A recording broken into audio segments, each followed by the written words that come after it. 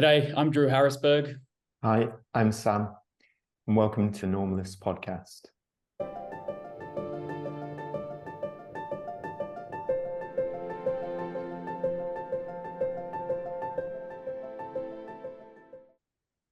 Awesome, guys. Well, thanks for joining us, Sam. Again, Thanks for having me. Early morning for you, getting up to join us on the podcast, and I've got old timer now, Drew Harrisberg, who joined us in episode 22, looking nice and bronze and tan there after your time away in Bali. How was that, mate? Yeah, I've had a lot of sun over the last 3 weeks. Bali treated us very well. It was amazing. We had 2 weeks worth of retreats. So 2 groups came back to back. We had 50 people come through. 2 people had diabetes, which was interesting, type 1 diabetes. So living with other people with diabetes, got some insights into their management and just overall amazing experience. Training every day, ice baths, good food, sunshine. It had it all. Sam and I could probably do with a bit of sun right now, couldn't we, mate? Yeah, just a bit. It's getting colder. Yes. And so just to give a bit of a background, Sam, the listeners will have heard a bit of your intro in the prelude to this episode of the podcast, but do you want to give us a bit of an insight into your background in terms of research and how you came into the type 1 diabetes space? Yeah, so thanks again. Thanks for the introduction and also the invitation to be part of this. So I'm an academic and also an entrepreneur. I'm originally from the UK, so I did my PhD in exercise physiology, mainly focused around strategies to help people living with diabetes, both type 1 and type 2 diabetes or pre-diabetes, exercise without barriers. And when I started my PhD, so I don't have type 1 diabetes. When I started, I didn't know too much about type 1 diabetes, but the more that I started working with people who were having to live with this on a daily basis, and we were organizing research visits and projects, speaking to people, you could see that there was a real kind of lack of people who were studying exercise and type 1 diabetes. And also when I started meeting more and more people to take part in the projects, they would kind of say to me, I don't really know anybody either who lives with type 1 diabetes. Do you meet many people? And we would start building up these kind of support groups that were kind of social activities. We'd go out for meals, go out for drinks, other things. We'd organize events within the hospital, which were kind of educational. And combined with doing the projects where I was spending a lot of time with people and these social activities, I really started to appreciate some of the frustrations of living with type 1 diabetes, whereby almost everything that you do can have a big impact on your glucose. And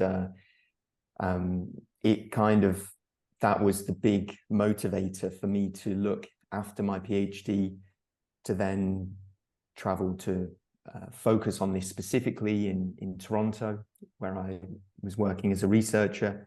And then I moved to Switzerland to kind of lead a research group around exercise and type 1 diabetes. And when I was working with people at the beginning, we were looking at trying to get people who were doing basically no exercise or very little exercise to get to do the amount that would help them become healthier. And we were finding that it was quite challenging sometimes around organizing the visits. We'd often have to cancel the visits if somebody experienced a hypo or low blood glucose the night before or the morning of a session. And then I was doing all of this work, and then alongside of this, I saw one day a video of these athletes from Team Novo Nordisk who were cycling up a mountain. And I thought kind of that doesn't really match up with what I'm seeing on a daily basis. How are these guys managing to do that? And I got in touch with the team, and I was fortunate enough to end up working with them. So I was in a position where I was working in kind of clinical research, helping people to kind of understand the ways to get into exercise from like an everyday level, and then also on a professional level, and what it takes to compete at that level, and what those guys are doing on a day-to-day basis by which they can compete, but also manage their glucose safely. And I learned a lot from those guys. And then the most recent thing that I'm doing, I co-founded a startup which is aiming to help and simplify the way that exercise information is given to people living with type 1 and type 2 diabetes. So starting off with simplifying the data, and we can talk about that probably later on. There's a lot of data that it's possible to collect nowadays, and a lot of that can be overwhelming. A lot of that can be kind of thrust upon people, and there's this kind of assumption that they'll just deal with it. And the other thing is around like education in context with the data, and guidance in context with the data, so that people are kind of not having to do those self experiments quite so much, not having to search online. The information can be more easily accessible. So yeah, that's me. And it's incredible the work you've been able to do. And we have Drew here, who's a lived example of someone who's been diagnosed with type 1 diabetes, and had their struggles in the early days, as we touched on in episode 22. But now he's a testament to a healthy, happy guy who's living with the condition. For many people who see people like Drew, or those cyclists in Team Novo Nordisk, it can be very empowering for a lot of people out there living with type 1 diabetes to see individuals who have overcome their, I guess you could say, handicaps or circumstances to achieve performance or achieve success or their physical performance goals. Was this ever a reason for you getting into that space and working with Team Novo Nordisk? That underdog mentality, or the fact that nobody really expects these athletes to win, considering they're coming up against healthy or able-bodied athletes who don't have any things holding them back physically or in terms of their health. Was that something that made you intrigued or interested or motivated to get involved in this with this team? I would say that my main motivation from the start was to learn from them, to understand what was going on. And then I would say that within the team, when you work with them, I never heard type 1 diabetes as an excuse, not even once. Never a single time was there, I would have done better in that race had I not had type 1 diabetes, or my training would be better if it wasn't for this. Whether it was something kind of agreed upon or just culturally within the team, you just never heard that. They were always pushing to get on the podium, always super disappointed if they didn't achieve those kind of things. So I don't think there's definitely not a feeling of kind of feeling sorry for yourself, but the type 1 diabetes is the thing that would bring them together. So they're all a very international team. Culturally, a lot of the riders don't have so much in common because they're from all different parts of the world, but it's the type 1 diabetes that brings them back together. And probably there is a case of proving something, like proving that we're not going to use this as an excuse, but we can still compete and also get on the podium and beat everybody else. So I think there's a mentality to definitely show people what you can do and above. And I've met a lot of people like that. A lot of people living with type 1 diabetes tend to be very determined. It's not just in sport. I've met a lot of people who've done kind of ultra endurance events. I've been speaking to somebody recently who wants to climb Everest. In academic work, you meet a lot of very high level academics with type 1 diabetes, a lot of very high achievers. So yeah, maybe there's something that comes with kind of having to be so switched on all of the time. I don't know if that's something that you've kind of encountered, Drew, yourself. I think we'll bring Drew in here, because I was going to say to you, Drew, remember in the last episode, we talked about how you were saying that if you hadn't had this diagnosis, you probably wouldn't have been as on point with your health and managing your health as you would be now. Yeah, absolutely. There's a couple of things that I would love to double click on there. Number one is the mentality of never using diabetes as an excuse is something that I love to live by. In fact, as you just said, Hayden, it actually does the opposite for me. It allows me to have this extra motivation that most people probably don't have. But I am interested in on a race day, if you have type 1 diabetes and you do encounter a low blood glucose, or maybe your blood glucose is high for whatever reason, maybe you've just done a really intense bout of, uphill climbing or a sprint or something, and your blood glucose is elevated. In those moments, do you think that does impair performance? I know they don't say as an excuse. They would never say, my diabetes got in the way of me performing really well.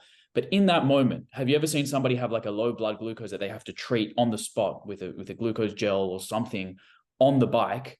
And how do you think that would impair or affect their performance? Without a doubt, it has a huge impact. And there's lots of different scenarios. We can start even just before the race. So when you're on the starting line, nerves come into it. And I don't know if this is something that you've experienced, whether it's in sports or just in daily life, but if you're nervous, your glucose can rise extremely high. And we would see that some of the athletes who struggled with nerves, especially before important races, would have glucose in the high 20s before a race. And then you're left with a decision. And these guys, they mostly manage their own diabetes themselves. They are always the ones who are responsible for this. So there's the whole way through this, there's no credit that I would take for anything like that. Like, these guys are the ones who are managing that. They do it in they talk to their own private endocrinologist, depending on which country they're from. But yeah, in terms of nerves, so somebody's at the starting line, their glucose is 20, you're left with the decision: am I able to fuel like all of the other athletes who don't have diabetes are doing at the start of the race? Because I need the fuel to get me through the race. I need to be taking on the carbohydrates. I can't do that, otherwise my glucose will go higher. I can't inject insulin at this point, because as soon as I start the race, my glucose is going to go kind of through the floor. And that's one example. Another example might be even planning. I've seen it before where there's been an unexpected breakaway. One rider maybe isn't expecting that that's going to happen. Maybe they're a little bit inexperienced at that point. And they go into the breakaway, they expend a lot of energy going through that. And then all of a sudden they see that they are trending low, they're going low. So they try to take on the fast acting carbs, a few gels, and it just doesn't work fast enough at that point. They've already missed the time point where ideally it would have been planned earlier on. Meanwhile, the other athletes who are next to them don't even have to worry about that at all. It's something that's completely not in their mind. They're just focused on the race, whereas somebody with who's kind of about to experience a hypo. I mean, if you experience a hypo during a race, your race is over. You cannot go low. Do they get off the bike and treat it, or do they try to just stay on and just hope for the best? You get through, most of them, they get through the race, but their race is over. Like, they're not going to get a result out of that race. They're basically just But that's turning the pedals to get through. That's a matter of the physiological, I guess, boundaries. The fact that they don't have the glucose in the blood to fuel muscle contraction and performance over time. Whereas if you look at these rugby league players or rugby union players, when they get a head knock and they're concussed, they're down, the first thing they do is they try and get up, push the doctor away, and try and play on. That must be hard if you have a cyclist or an athlete who's actually experiencing a hypo, especially in that competitive mindset or the competitive nature. They want to keep going on, but when I guess their health comes first, when do you pull them away from the track? Or are they pretty good themselves at, acknowledging that this is a really serious condition or circumstance? They need to pull themselves out of the race. Yeah. I mean, they're always completely aware, but I think the thing is with pro cycling is all about those 1% or those 0.1%, and it's this is why I found the pro cycling so interesting. I think you were basically pairing a condition which is extremely difficult to manage, but relies on all of those kind of tweaks around nutrition, training, behaviors, in order to get that right, alongside cycling. And cycling is, there's not many sports like it, where you've really got to have your nutrition right, you've got to have your training right, you've got to have your weight management right, your strategy right. And if one of those things isn't right, then the other guy is going to win. So if you experience a hypo, you're just not going to be able to compete. Your race is over. It's not even putting you 1% behind. You don't stand a chance. Yeah, well, after hearing you say that, sounds a little ironic that they don't use it as an excuse, because this sounds like a pretty good excuse. Yeah. Oh, yeah. Well, yeah, but then I think, yeah, then you might as well just. It's a mindset. Not do it. It's right. If you use it as an excuse even once, it'll filter into everything else in your life, and it's just not worth leaning on that. And I think, I mean, I find exercise in general for the everyday person who's living with type 1 diabetes can be extremely tricky, let alone when you need to have everything in order to win a race or compete. It's just it's such a challenge. It's unbelievable that they're even able to compete on such a high level. I have so much respect for them.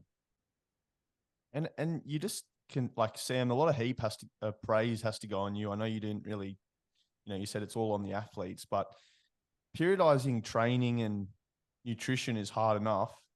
But then having to think about the insulin sensitivity factor coming into events. So, if you're training them late in a week and say that they're commencing it, or imagine, because it's an aerobic endurance kind of sport, they are having a tapering off period where they're loading up on carbohydrate and resting coming into events. But I guess week to week training, and is that another consideration? I guess the fact that you're not only having to periodize training, nutrition, and that kind of thing, but also consider glucose management coming into training sessions, and that each individual is so different that you can't just look at the team as a whole, but you have to actually focus in on how each individual is tracking their blood glucose levels coming into training or different events. Well, yeah. Well, I mean, I would say that I don't deserve any praise at all for this. Really, it's so my role was, when we started this, we knew very little about what was happening during these races in terms of glucose, what their behaviors were during rides in terms of insulin administration. So it was the riders who had developed their own personal strategies alongside their coaches and their nutritionist and whoever they were working with in terms of diabetes. What I was doing really was we were able to, thanks to some of the technology, like track them remotely in order to see what was happening to glucose, what was the effects of different types of training, rides, day after day, also during the nighttime period as well. And then we were able to feed that back to the athletes so that they could start implementing it in training and things like that. Yeah, there was different things that we kind of learned. We learned that the overnight period was something to take into account much more.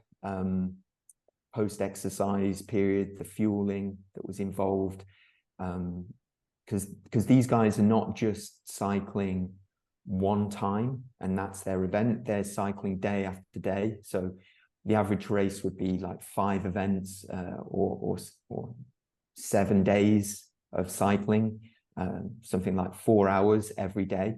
And it's also on top of that, it wasn't just the exercise that was challenging, it was the kind of logistics. So they weren't waking up in their own bed, nice and comfy, having their own food. They were waking up in a hotel on the other side of the world, having to pack the bags, adjust to hotel food, which could have been anything. Like these foods, you're having stuff in there which you don't really know what they are. You don't know what the carb content is or any of the other content of the food. So that's something that's particularly challenging as well. So yeah, we were kind of looking at all these different factors and trying to learn from it so that we could feed it back to the athletes and the coaches.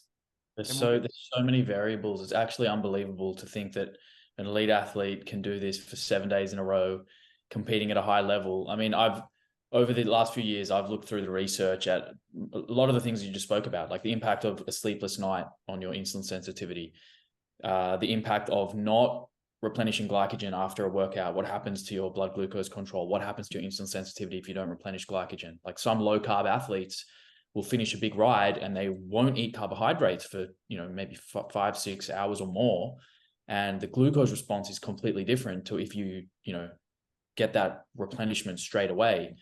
Do you find that the strategy across, I know that everyone's different and living with diabetes, everyone is a little bit different, but were most people trying to follow the same strategy in terms of refueling after a race, carbohydrate intake every, X minutes, whether it's 20 minutes or 40 minutes or 60 minutes?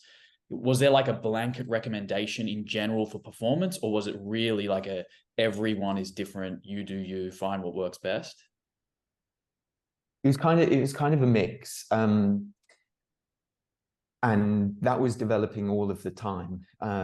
Like you mentioned things like low carb and different strategies and stuff like that. And that's something that would be interesting to talk about. And it's something that I had thought about a lot. In terms of those athletes, they would really kind of manage it individually based on themselves. And it would differ throughout periods of the season, depending on where they were, depending on the type of rider that they were, depending on the type of race that was coming up. But I would say that they have less flexibility than an athlete without type 1 diabetes in terms of some of these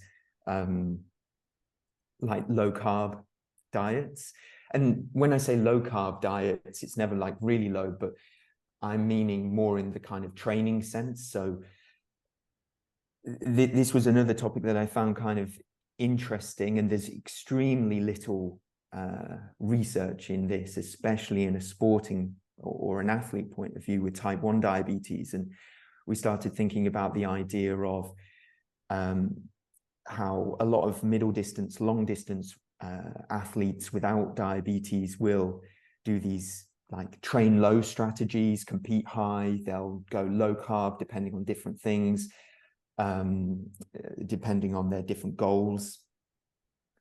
So there's different levels to that. And if you look at like some of the projects or the papers in athletes without type 1 diabetes, there's clear like metabolic benefits of doing some of these train low strategies, but these are practically quite difficult to do if you have type 1 diabetes. So there's like this sleep low. So basically you've got ones where you can do twice daily training. So you can train in the morning and then you don't really refuel afterwards, and then you train in the afternoon. That's quite difficult because if you're not training after your first session, you increase your risk of a hypo in the second session. And then you kind of leads to a vicious cycle, increasing the risk of hypos. You can do this sleep low, which is you train in the evening and then you don't really have carbs before going to bed. And that means going through the night on like a low carb, not really refueling, and then exercising in the morning. And then there's also fasted training as well. And I think fasted training is really interesting and probably something that's extremely useful to do if you have type 1 diabetes, because you can have really stable glucose for a long time. But the problem with that is that you're not hitting those high intensity bouts, so you can't do it all of the time. It's more difficult as well if you have type 1 diabetes to, you can probably speak more to this than me, but just the flexibility, like if you don't have type 1 diabetes, you're able to take this stuff for granted, like do one day of fasted training, low carb or something, and the next day switch to something else. But type 1 diabetes as well, you can't really switch in and out of things. Otherwise you just can't do that with your insulin management. So you've got to plan it out a lot. Yeah. The idea of sleeping low, I mean, I've tried this before where I've done a PM workout, like a sort of late evening or before dinner kind of workout, whether it's moderate intensity continuous training or even just a resistance training workout, and then followed that by a very low carb meal and then gone to sleep. I can't tell you how many times I've woken up in the night just eating glucose all night just to keep my blood sugar up. So as a strategy, like you say, on paper, sure, it can make sense. Physiologically, it can make sense. But practically speaking, when you're actually living with the condition and your CGM alerts you every 30, 40 minutes throughout the night to go eat carbohydrates, unless you know how to adjust your basal insulin or even your bolus insulin at the meal before, it's really hard. Like it's not as simple as just going, oh, okay, I'm just going to go low carb for dinner tonight and I'll wake up tomorrow and do my workout. You've got to know how to manipulate your insulin requirements literally on a 12-hour basis. So that depending on what that last meal is, your insulin dose is going to look pretty different to if that meal was a high carbohydrate meal where you're then sleeping the night with, replenished glycogen stores. It's like a completely different context, which I imagine as an athlete, especially with type 1, it would be hard to just implement these strategies, and try different things because, like you say, the variables involved, there's just so many. My mind's blown, honestly, as to how you get these athletes get themselves and you assist there, Sam, to get them ready for competition and back-to-back 4 hours on a bike, and just what Drew's spoke about there. I don't even live with type 1 diabetes. And just thinking about it, it's just insane. One of the things I wanted to ask before we dive more into that topic or that encroach on that idea of low carbohydrate diets and training low, sleeping low, and how that, is either beneficial or potentially hazardous for an individual with type 1 diabetes. I want to ask you how much, I guess, the group dynamic assists these individuals with being able to do what they do. I imagine being an individual, whether it be, you're someone living with type 1 diabetes playing football. So one of the examples Drew and I discussed in episode 22 was a rugby league footballer called Brett Stewart, who played for Manly throughout the golden era for the Seagulls. And he was a fullback, quite a small, but very quick and had a great agility and skill. And but he was living with type 1 diabetes. And for someone like him, it would be easy, I imagine, in a team of individuals who are not living with the condition to feel very much an outcast. And you spoke about how when you were doing your PhD in Liverpool and you were visiting the hospitals and you set up around 300 support groups throughout Liverpool. It was one support group. Sorry, I think there was one. Got my stats wrong there. So one support group, but it was 300 people living with type 1 diabetes. Sorry.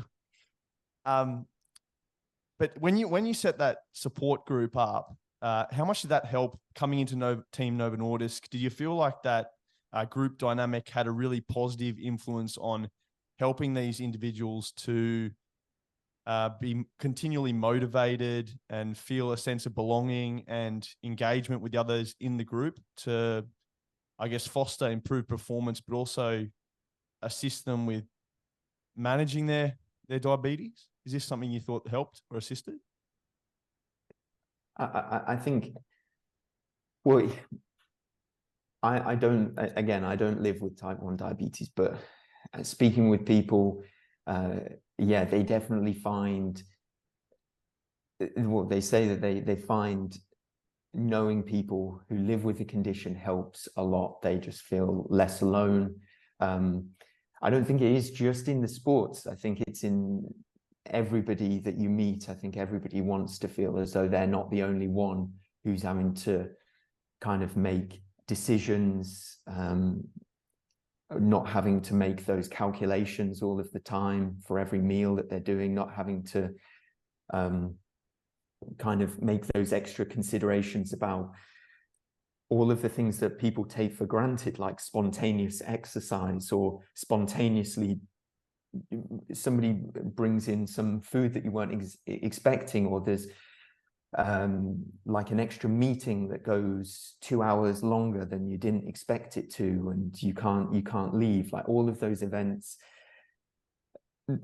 The cycling team is an example, I think, to show what's possible on the really highest level of sports, and that community aspect, when you speak to them, it undoubtedly has a big impact. But I think that it's for everybody, no matter what they're doing. And this is why I think a lot of people who have type 1 diabetes, they do tend to gravitate towards other people who also have type 1 diabetes. A lot of people with type 1 diabetes are working in something connected with that, whether it's like a charity or research or something else. I think there is something that kind of brings those people together, so that they feel that like they've got that support. I mean, I don't know how you feel about that, Drew. Maybe you're kind of feel differently, or maybe you have kind of found yourself seeking. Yeah, no, of course. I mean, being around people who share a common condition, it takes a load off. You also learn from each other quite a lot. What you first learn is everyone is extremely different. So I can give you an example in myself. Fasted exercise is just the safest strategy for me. I can train as hard as I want. I don't have a high risk of going low.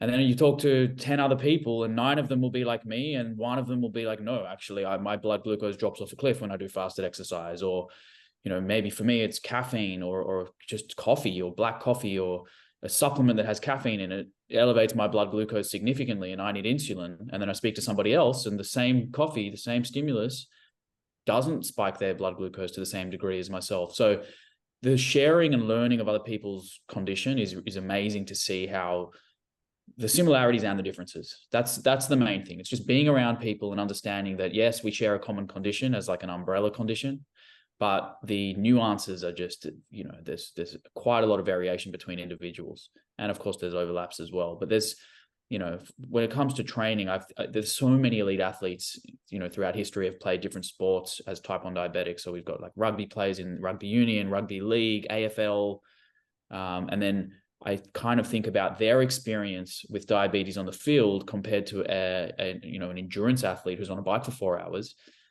It's got to be a very different management strategy, because when you're on the field, you've got timeouts, you've got coaches, you've got staff, you can stop the game, you can be subbed on and off. But when you're on that bike, you can't stop pedaling even for a second. So I imagine that the challenge of just being on the bike, being present and staying, in control. I've dabbled in endurance stuff, not on a professional level, but like I've done a little triathlon, and I've done like a long bike ride, a long sort of cycling event. It is completely different in terms of management when compared to, say, playing rugby or playing sport. It's that continuous aspect of it where there's no break. There's no chance to really stop and check your CGM, check your numbers. I did want to ask you a little bit about that. Were the athletes wearing CGMs? Is that sort of their main? Was there any athlete that wasn't wearing a CGM that you've come across where they had to do finger pricks or anything like that?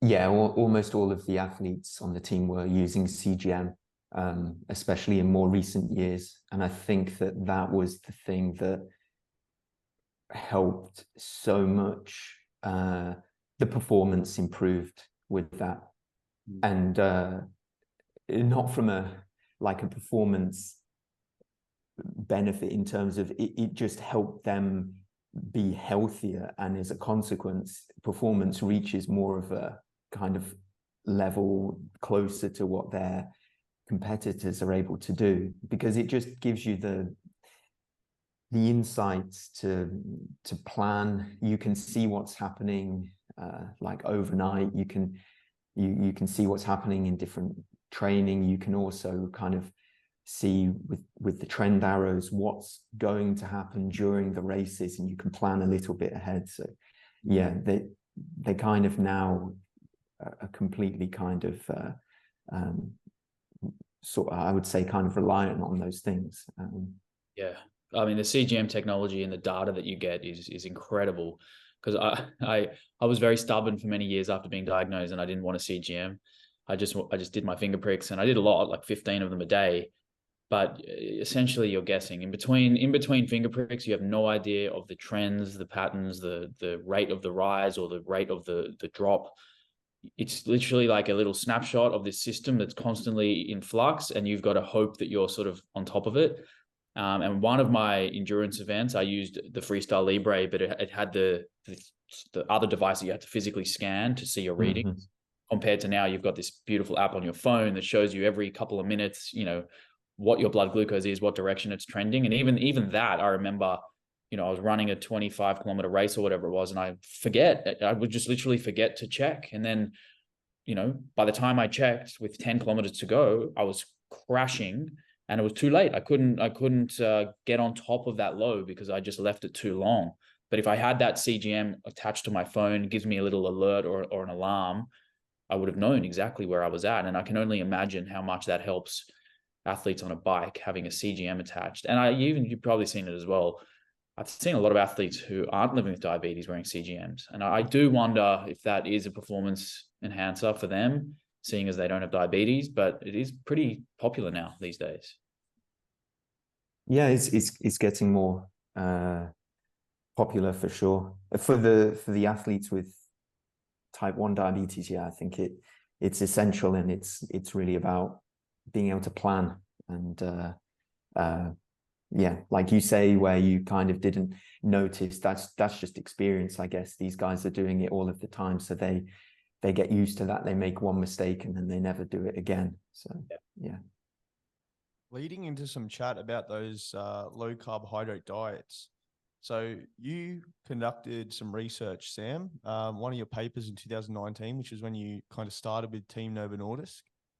Carbohydrate restriction in type 1 diabetes, a realistic therapy for improved glycemic control and athletic performance. So Drew basically gave us an overview of his experiences with being diagnosed with type 1 diabetes, then being referred to, what you consider your general healthy diet. He kind of was a bit hesitant or had his reservations as to why he would follow a diet of this nature. And so he went through a whole journey of trialing the keto diet, paleo diet, and he's gone full circle back to vegetarian. So he sampled all variations of different diets and found what works best for him. But one of the things that I discussed with Drew when he was talking about the keto and the paleo diets was just that, the risk of hypoglycemia, and how being on a low carbohydrate diet for many people potentially listening to this podcast, not being at that elite level, but living with type 1 diabetes and getting into physical activity and exercise, how they would interpret these messages. For a lot of them, it would seem to be of health concern for them to be running these low carbohydrate diets of an evening after exercise, going to bed, and potentially having nocturnal hypoglycemia or a delayed onset hypo. What would be your, takeaways from this paper and your, messages for those out there that are potentially struggling with their glucose management? What would be the right approach for managing exercise and glycemic control if they are concerned about hypos, after exercise or throughout the evening? Yeah, so that paper was written. I was really, really enthusiastic about this topic and found it really fascinating. And I was really keen to do a lot of like projects and research around this area and look at it properly. It's really difficult to get funding to look at these projects. It's very expensive to do it properly, and to really test what you're looking at in a group that are not like too small or not particularly like too kind of selective or something like that is really, really hard to do. But I started off with this asking like questions. The first was from like a really high performance sporting level, which is what we discussed earlier, which was about like seeing athletes and seeing a lot of research projects that have been done in athletes without type 1 diabetes that were using these strategies to augment their like the adaptive responses to training to kind of increase those responses. And there's quite clear evidence that there's some of these strategies, if you do them right, then you do get better kind of training benefits. Yeah, it was kind of discussing and thinking about the ideas of the practicalities behind that if you're living with type 1 diabetes, because it's not so easy, as we said before. And then the other part of it, which I started off with, was kind of like, where did this whole idea behind low carbohydrate diets and type 1 diabetes come about? Like who started this idea? And basically started looking like 100 years ago, before insulin was developed. Insulin became completely necessary for survival for people with type 1 diabetes. If you were diagnosed with type 1 diabetes, it almost certainly meant that you would die. The only way in which to survive, and not for that long and not with such a great quality of life, would be to do these extremely low carb diets. So basically avoid carbohydrates completely in the diet, because you're trying to avoid any increases in blood glucose. And they have these examples of diets, which you can find if you search, which are like kind of, they would like boil green beans like twice at least. And there was examples where they would give people whiskey, not for any energy benefit, but just kind of to help with the discomfort. And then you see that insulin is introduced, and insulin is amazing. It saves lots of people's lives. And then gradually over time, you start to see that the insulin formulations become better. The way in which insulin can be administered becomes better. So you start having this situation where you can introduce carbohydrates, you can increase this, and eventually you have this situation where people with type 1 diabetes, being a kind of at-risk group for like cardiovascular disease and things like that, are suggested, don't eat so much fat, eat carbohydrates instead. Fat is bad, fat causes heart disease.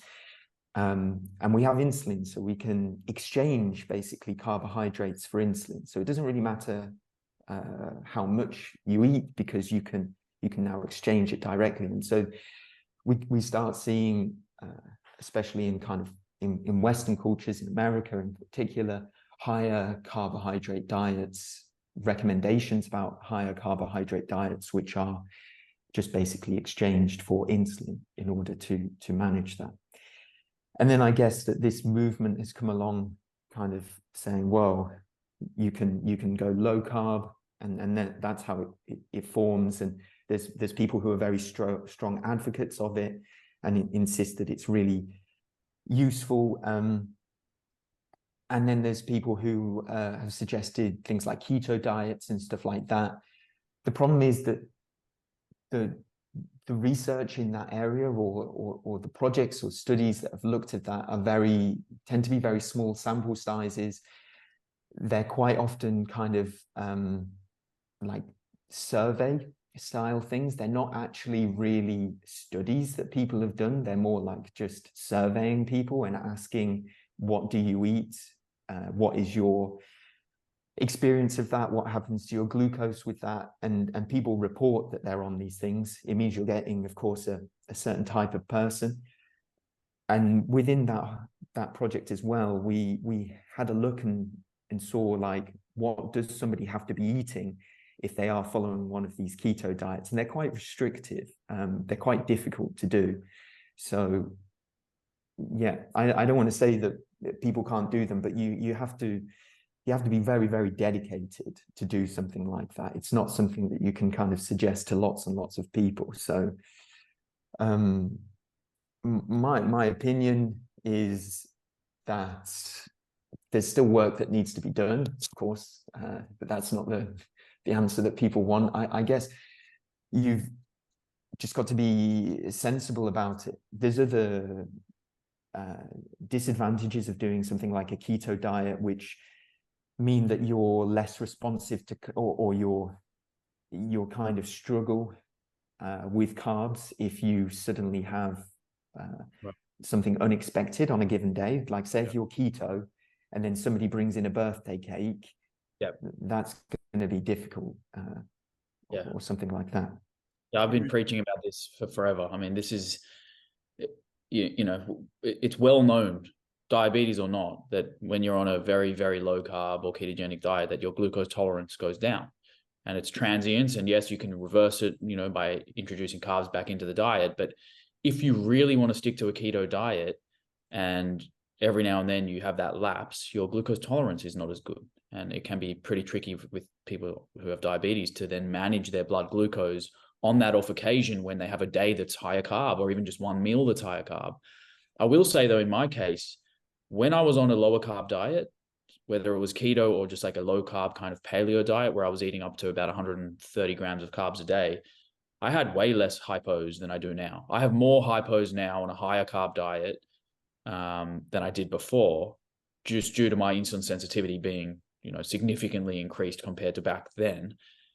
So I can see utility in all of these different dietary frameworks. I just think that it comes down to the individual understanding their personal response to these diets and what are their goals. You know, if you correct me if I'm wrong, but if you're an athlete who is doing very glycolytic sports, being in a ketogenic state long term is probably not going to benefit you when it comes to those high intensity bouts or efforts. So I can see cycles of it working. So, you know, maybe it's like a period in your, if you can periodize your training and go low carb for a little bit, I can see that working. But I can't get around the idea that somebody can be in ketosis for multiple years and really be optimizing their performance if they're in a glycolytic sport. I mean, I haven't looked into the research deeply, but I'd love to hear what you think about that concept of being in a ketogenic state for years and years and years and trying to compete in a glycolytic high intensity sport at the highest level. Yeah, I think it's completely down to personal, like your goals, how you want to live your life as well, how restrictive you want to be. From a sporting point of view, if you're doing something that demands high energy demand, like an endurance sport or something, especially if you have to do more like kind of sprints or something like that, you need carbs. The carbs is essential. You can't get away without it. Athletes who don't have diabetes are eating tons and tons of carbs for events such as cycling, running. Yeah, those things are absolutely essential. Also, just a general kind of thing. It's like how much restriction you want to put on yourself, the kind of life that you want to live, and how you want to kind of approach your diet. And it's very important that you don't kind of over fixate on those things, because that can be dangerous as well. I think that personally, I think that food is kind of something that you should enjoy as well, and placing too many restrictions on that can be not too good for just kind of general life enjoyment. I think there's ways to manage type 1 diabetes for sure with all kinds of diets. It's possible to do whatever you want, but why add more pressure than there needs to be already? It's already challenging enough. So there's a lot of training information and research out there that suggests that there are some metabolic adaptation advantages and benefits from training low. You know, a lot of ultra endurance athletes run on very low carbohydrate diets, and they found that they can't run at the same intensities for as long, but they can sustain lower intensities of running for much longer periods of time. So I guess it supports them in their goals, as Drew was sort of talking to there. But the concept of train low, sleep low, for someone with type 1 diabetes, is a bit of a trade-off between risk and reward. Is that kind of what you pulled out of this paper, and kind of where's that happy medium where you can get some good performance adaptations? But I guess where do you draw the line? Where does it start to become detrimental to the individual's recovery or their performance on the bike? I think with type 1 diabetes, the priority always has to be glucose management, because it's safety. Well, first of all, it's safety first. But also, if you do experience highs and lows, you're just not going to perform as well.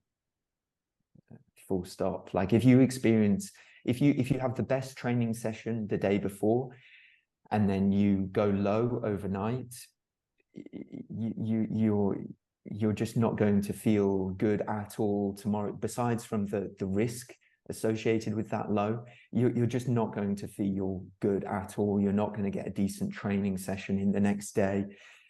So you've got to really make sure that is done as well as you can in terms of the glucose management. There's certainly ways to do it. It's just planning. It's just knowing your body. It's easier said than done, of course, but lots of people manage to do it. Just careful planning, understanding the amount of insulin that you require, how much you need to lower your insulin by for overnight. CGMs can be useful again with the alarms overnight. There's other technologies coming through, like closed loop systems, which are systems that automatically regulate your insulin. They kind of speak to your glucose monitor, and there's an algorithm that adjusts the insulin according to what your glucose is doing. And especially overnight, those things can help as well. So yeah, a combination of exploring the best technologies to use, the best strategies to use, knowing what your individual goals are, but I would say always like safety first, because you're just not going to perform if you have a hypo.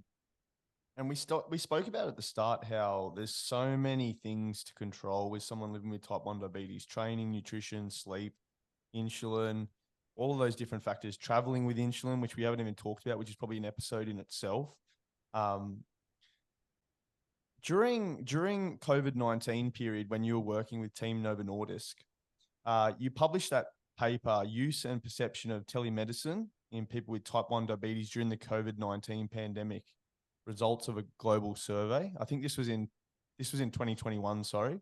But during that period, during the pandemic, when we think about someone living with type 1 diabetes and all the potential challenges that an athlete living with the condition might face, and then we throw COVID-19 into the mix, where you're traveling between countries is impacted, you're working face-to-face with these athletes, and not to mention that they're a high-risk population as well. I'm thinking about all the other high-profile coaches with different sports clubs or teams across the world and the challenges they went through. But how much of a challenge for you was COVID-19 managing these athletes with type 1 diabetes? I think, yeah, it's weird to think back on that now. So when I was working there, we were a remote team. So we were already set up to be doing things remotely. The reason for that was because all of the athletes were living in different parts of the world, a lot of them living in Southern Europe. They were all from different places, and then they would tend to travel into the races or a training camp, depending on what their schedule was. It was, I mean, it was extremely challenging for everybody, but on the specifics, there could be some riders, especially those in northern Italy, where there was very strict lockdowns, and they weren't allowed to leave their home for like over 100 days. So they were just having to train on a bike trainer all of the time. Don't know if anybody's ever done that, but imagine that your job is to cycle like 5 hours a day just on a stationary bike rather than going outside. So I heard stories that was very, very difficult for the motivation to just do that inside the house all of the time. In terms of like training camp and races and stuff like that, it was just about like discipline, and the team managed it extremely well. Tests beforehand, like these bubbles, kind of restricting people from seeing each other. If there was an outbreak in one group, that bubble was shut down. Everybody was tested, isolated. It wasn't so much fun going to like camps and stuff during that time, because you were having tests multiple times a day. If anybody tested positive, then there was the risk of being stuck in whatever country you were in, like in that hotel room for like 10 days or something like that. But yeah, I mean, it was just work. It was their job. So it was just a case of just get on with it kind of thing. Yeah. It was definitely challenging. Yeah. What was the telehealth component? So Sam conducted some research in 2021, and they were looking at, I guess, the perception of telemedicine in people living with type 1 diabetes during the pandemic. Well, in that project, basically, we were looking at how quickly things had changed in that time, in terms of where people were getting their support from, whether they were able to communicate with their endo, like through video calls or calls, or like this kind of telemedicine approach, and how people were basically adapting. That's what we were looking at, and whether the people who had access to technologies like CGM were able to kind of benefit the most from that. And we were also kind of trying to split down into different people as to understand which demographics were most likely to benefit from that telemedicine approach, and who was kind of struggling the most, which groups were not really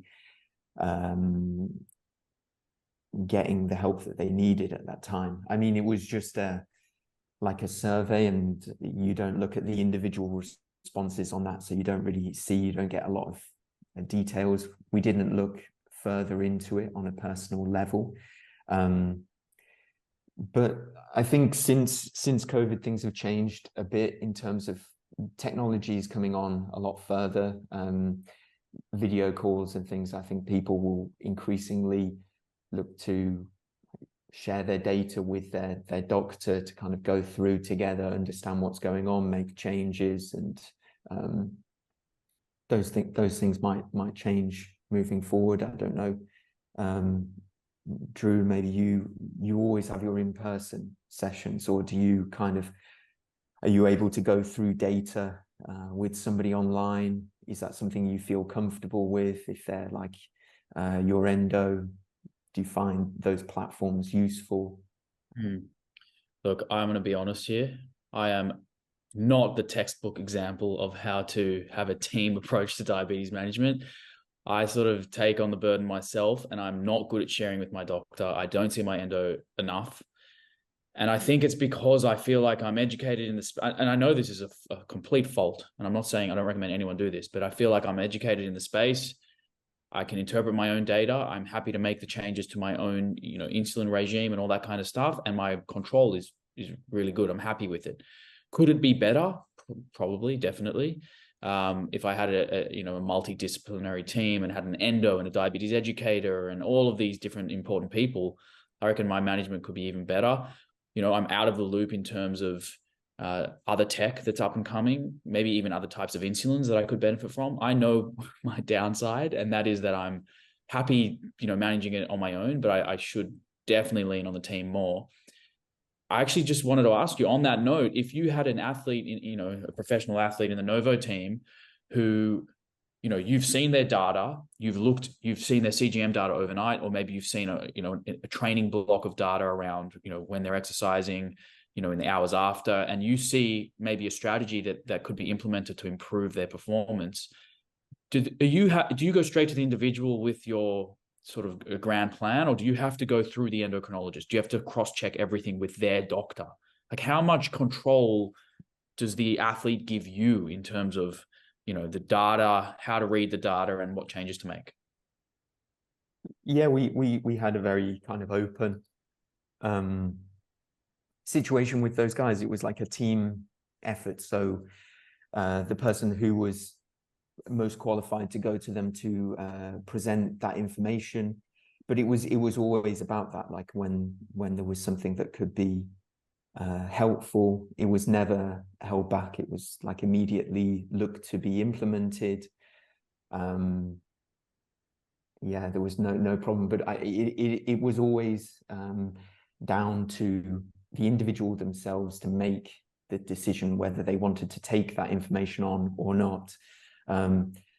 Yeah, and again, I don't have type 1, but I understand your point of view completely. And I think it's really about getting a balance in your life and what you want to do. Like, obsessing over like every single number or perfection or something like that is probably not the right approach, because you have to get a balance of everything else you want to do in your life. You want to focus on other things, and you can't spend your whole life buried in the data. You can't spend your whole life focusing just on that. There's got to be like kind of relief from that. And I think with technologies and things as well, it's good that there's more and more data that's available, but it's got to be like a point where it relieves the pressure on the person living with diabetes. Like, more data isn't always better.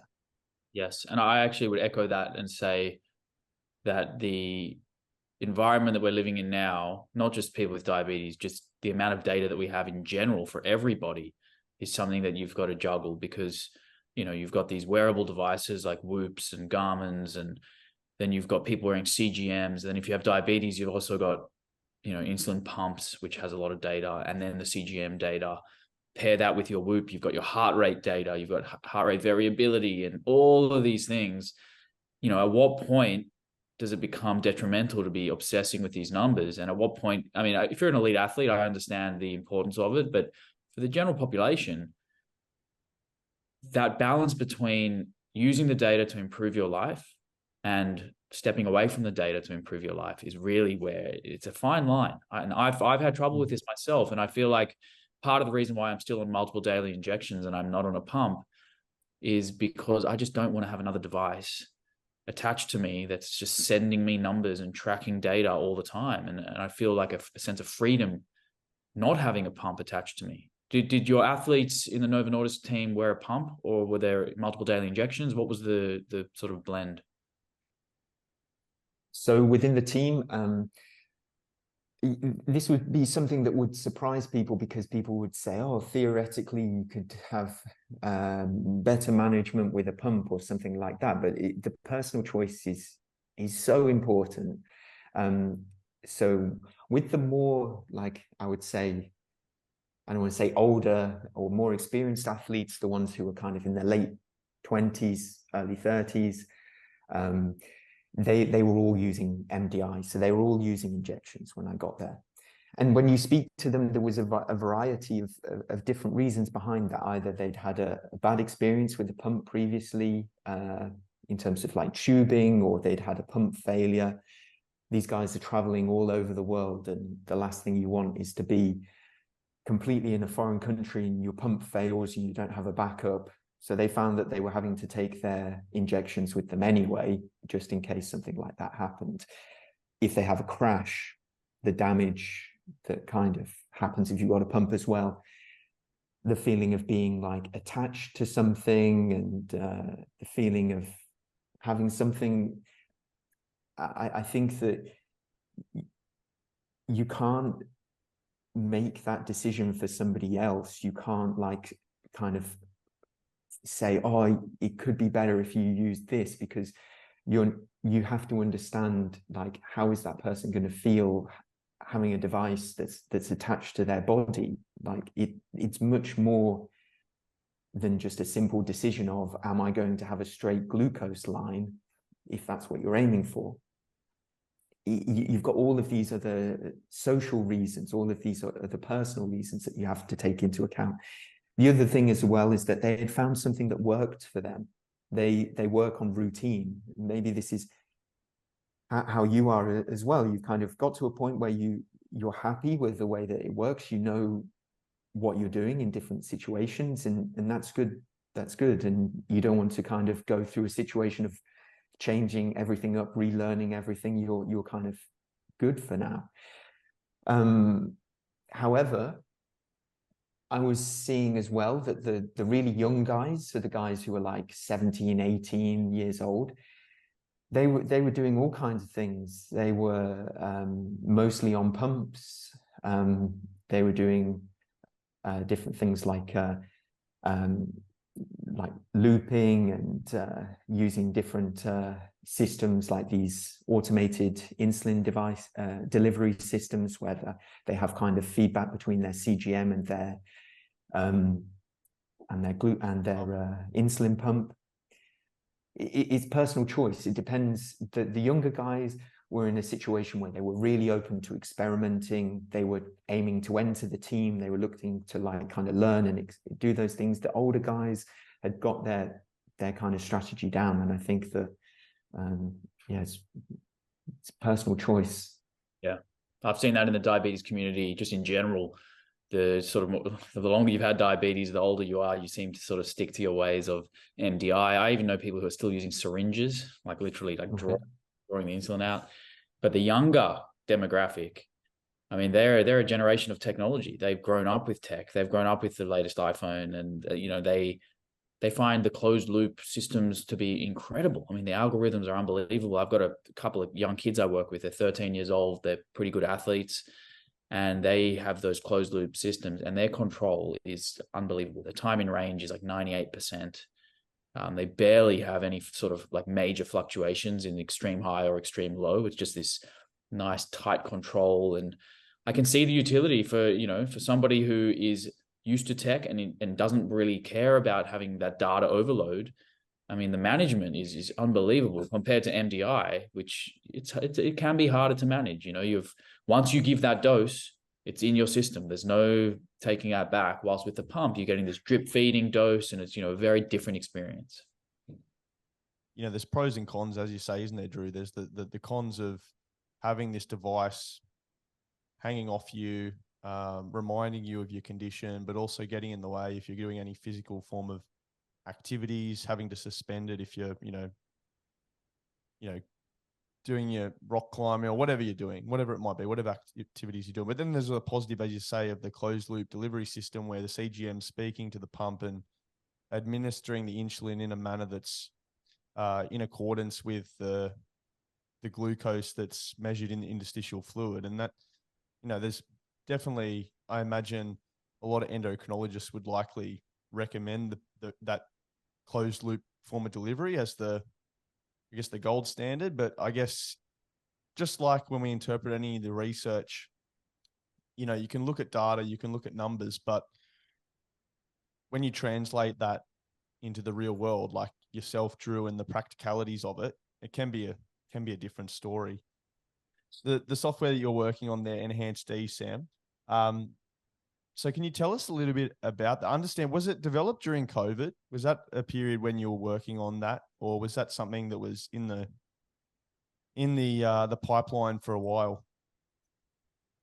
So with this, what we're trying to do is help people around exercise in terms of the barriers that people are facing. So there's fear of hypoglycemia with exercise. There's difficulty of managing it, and also the motivation as well.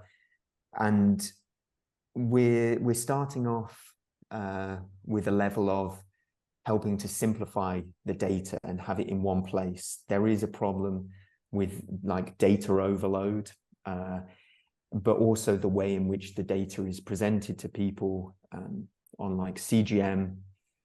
It tends to be extremely clinical looking, and there's not really a kind of more user-friendly approach to having that data.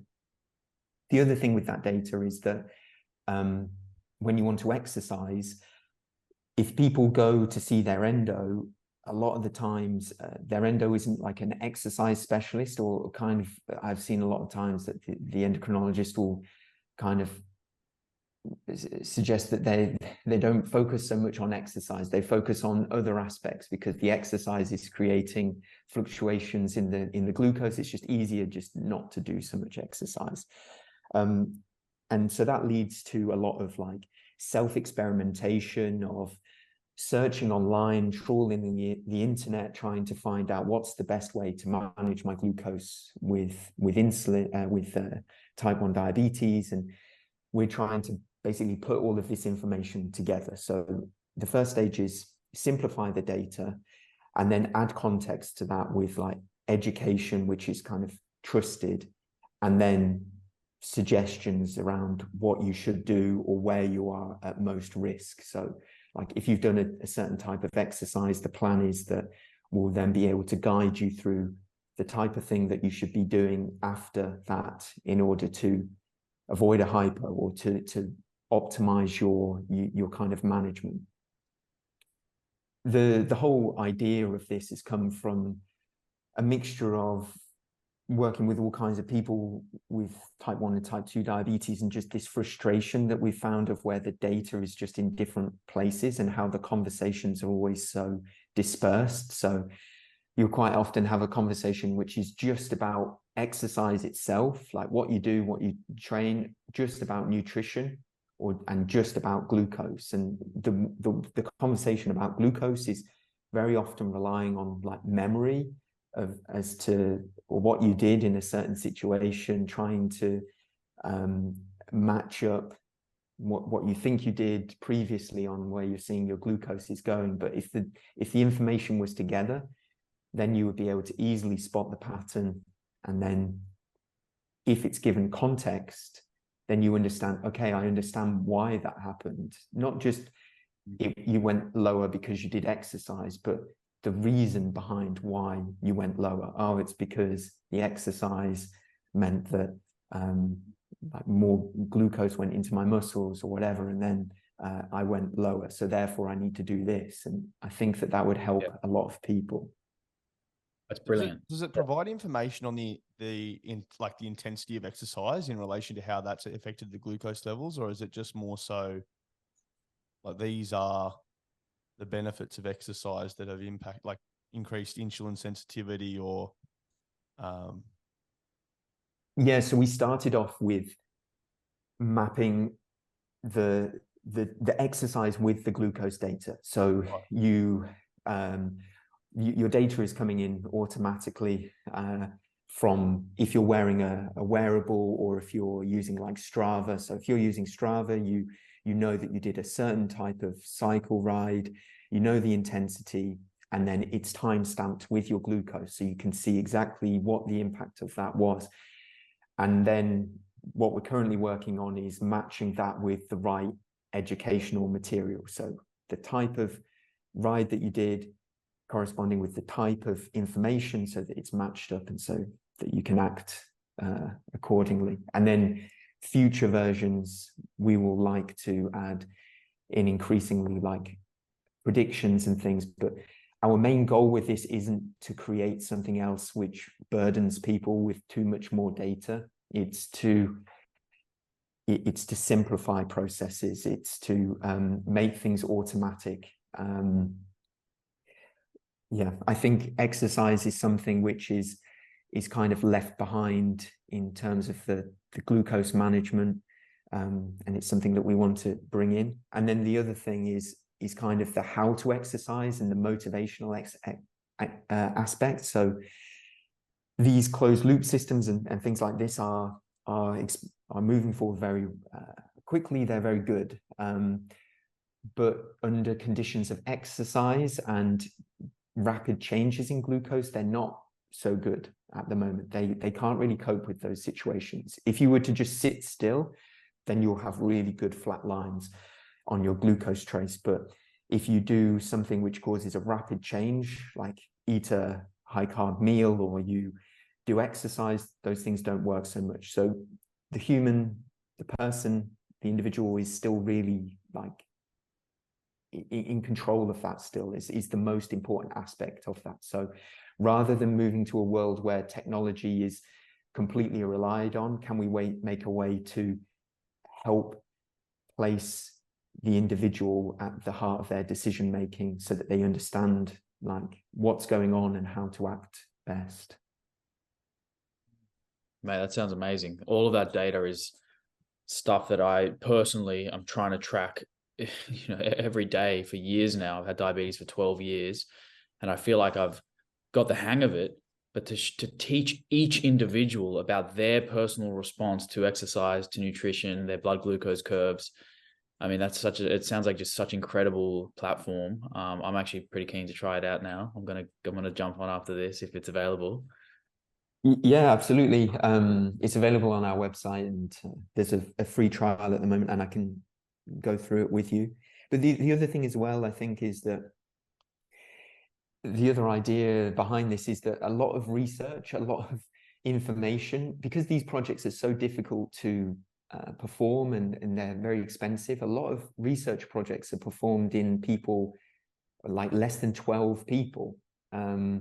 Like these projects where the guidelines are based on really small sample sizes, mostly young males, very kind of homogenous groups, and some projects even have like 7 people, and that's what you're kind of basing all of this information on in terms of like work around resistance training and type 1 diabetes.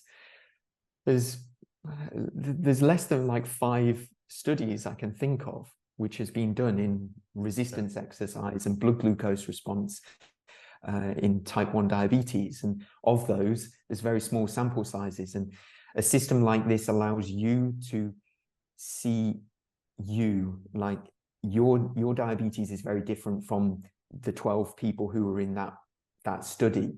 So rather than taking something that's read from that and then applying it directly to yourself, or having an endocrinologist that says, well, I read this project and your glucose will do this, because it probably won't. It might do something completely different. With a system like what we're creating, you'll be able to see what is you as an individual. So how can you react?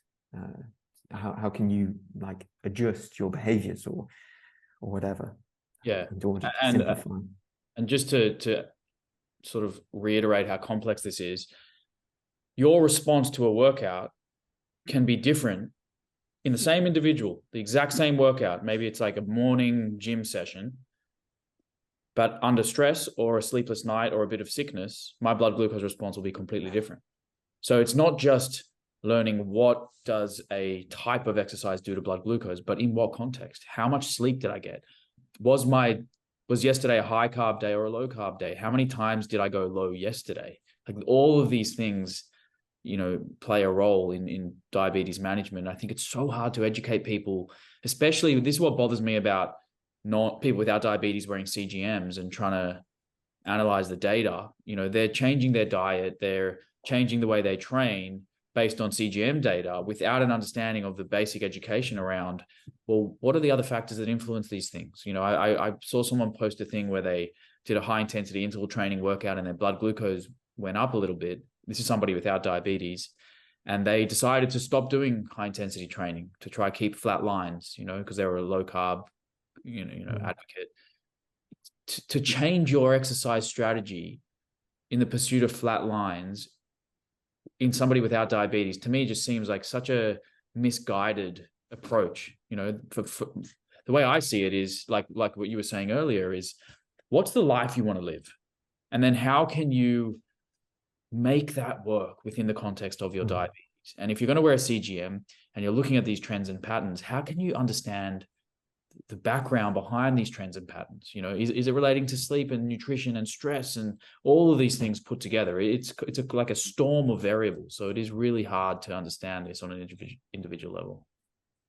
I guess you... Yeah, and that's what we're working to. So within the system, you can integrate your, if you have them, like sleep wearables, like if you're using an Aura ring or something like that, and you can monitor if you're ill or sick or stressed, and also what your nutrition is. And I've seen a lot of people, I've met a lot of people who have extremely elaborate like Excel files that they use to kind of track what's happening and try and spot patterns. But we're trying to make this kind of more automatic. And the overall goal is that the diabetes educator that you're working with, or the endocrinologist that you're working with, will also have access to this system. And then they will have the context of the data so that they can work through with that. They can work with that with you, rather than looking at something. And I don't know if you've experienced this, but I've seen so many times this kind of like defense of somebody's glucose trace. When somebody goes in to see their doctor, sometimes the doctor will identify like a big spike in the glucose or a hyper. And you see the person who's kind of saying, yeah, but that was like 1 day out of 30 days. That's not normal. That was a day when I was sick or something like that. And there's currently no way to kind of filter that out that day and just focus on the regular days, focus on what's going on most of the time, work out how you're doing those things. And then you can start working on things like, I don't know, fasted exercise training, identify, okay, that works. This is, the doctor can see that that's working. I can see that that's working. We agree. And then everything becomes simpler. A lot of people can't remember like 2 or 3 days kind of in the past. It's very difficult to remember what you ate 2 days ago. So when you go into see your endo and they're asking you about the last 3 months or the last 6 months of data, there's no way you can do that. Yeah, without context, you can make changes that are detrimental. Like, I'll give you a perfect example is when I do very high intensity sprint training, first thing in the morning fasted, my blood glucose elevates significantly. It can go from 5 to 15 plus in the workout. Now, if you take that to an endocrinologist who doesn't understand the importance of exercise or doesn't understand why that happens, they might say, that's not a good kind of exercise for you. You should stop doing that. Whilst, a more responsible answer would be, what would happen if you had just a small amount of insulin on board before that workout? Would that attenuate that spike and keep you pretty much in range? And the answer is most of the time, yes. The other question is, what if you did that at a different time of day? What if you saved that high intensity workout for later in the day? Would you have the same response? Most likely no. So the context is so important. And I think that, educating the endocrinologists and diabetes educators is a big piece in this. And that's where exercise physiologists play a really important role, is understanding what is the literature around these types of exercises and the impact on blood glucose, and what are the strategies that work? What can you actually do that is still safe and effective? Because people think that having insulin on board when you exercise is dangerous, full stop. It's context dependent. Yes, it can be dangerous if you have a lot of insulin on board and you're doing sort of a steady state, moderate intensity, continuous style training. Yeah, you can probably see your blood glucose crash rapidly. However, if you're doing high intensity intervals or sprint training, having some insulin on board can actually attenuate the spike and keep you in range. So it's just understanding your response to the exercise and what are the safe strategies that are known to the individuals. Yeah, absolutely. And the information is so essential. understanding as well why something is going to happen. I kind of liken this in a way, like just a stupid example is like when I was learning to drive, I had one teacher who used to just slam on the brakes as soon as I did something wrong, and he would just say, "Why did you do that? Why did you do that?" And I'd be kind of guessing the answer to kind of guess what he wanted to hear. And then I got a different teacher who would explain to me what I had done wrong and why I had done wrong. And then I never did it again. But when you do stuff like if you have a hypo after exercise and you don't know what you did wrong, you might do that again because you haven't learned anything. You just need to be kind of shown what you did wrong and why it went wrong, like the mechanism behind that. Doesn't have to be super complicated, but I think that so many people would benefit from just like a simple layperson explanation as to what has happened, and then you just move on and you don't make that mistake twice. Absolutely. Sam, so would I be correct in saying that with Enhanced D and the software you're creating, basically draws in the data from a variety of different applications or software that you might be using, filters that data, provides practical applications or input in terms of, why your glucose levels are changing in certain manners, and then has information and resources to help that individual better control their diabetes? Yeah, absolutely. I mean, we are a very early stage startup. There's only 4 of us, but yeah, that's where we are. So we currently have a platform where you can integrate all of your devices, where you can do it manually. So there's a patient-facing view and there's a clinician-facing view. So what we want to do here as well is not create something which is just for the clinician or just for the person living with diabetes. We want to kind of help the conversation between the two. By having the context behind the data, and then we're building our mobile app at the moment. The mobile app will have additional things around like exercise plans, specifically tailored to what your goals are. So like if you're training for a 5K or a marathon or triathlon, and it will have the context of your CGM always at the heart. So a lot of people living with diabetes have exercise goals that they want to reach, which are like run a marathon. We want to kind of supply that as being like trainers and coaches for people. And then if you have the glucose data, it's already there, so that it's all in one place. It's meant to simplify. We're not trying to like make something more complex than it has to be. And so you're pretty open about the fact that yourself and Federico, you're not businessmen, you're scientists, basically, and your background is in research. Initially, the reason for getting this application developed was frustration with the data, as we just spoke about. How much of a challenge was, we talked about how research is expensive, particularly in diabetes, with all the technology and laboratory equipment you'll need to run tests and so forth. But how hard was it to raise funds to get this startup off the ground, and what did you learn along the way? This has been a really good experience, which I didn't ever expect to have had. As you said, I was an academic. I was just doing research in labs, just kind of doing like projects, chasing money for research grants in order so that I can do the projects that I found interesting or felt that I needed to be done. This did come through frustration from not having a solution that we saw needed to be there. And the way that it happened was there was this accelerator in Switzerland from a group called the Diabetes Center Bern, and they were looking for ideas around CGM and diabetes, like to kind of help people around that. And we submitted an idea, which was kind of an early version of this idea. It was just Fede and myself.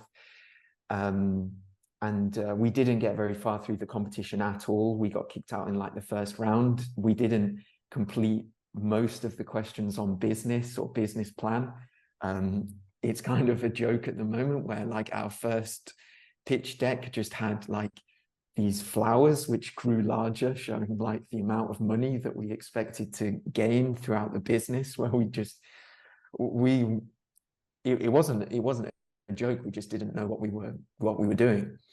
And the organizers of this, they got in touch and we had a conversation, and they said, we like you, we like the idea, but it's quite clear you don't know anything about business. So we then rethought the thing. We did like some courses and stuff, and then we brought in another two colleagues who were very close friends of ours, and we've known for quite a few years, one of whom had an MBA and is very like kind of clued up on the business, completely changed everything round, and yeah, decided to leave our jobs and our positions to focus on this full time, which was quite a big risk.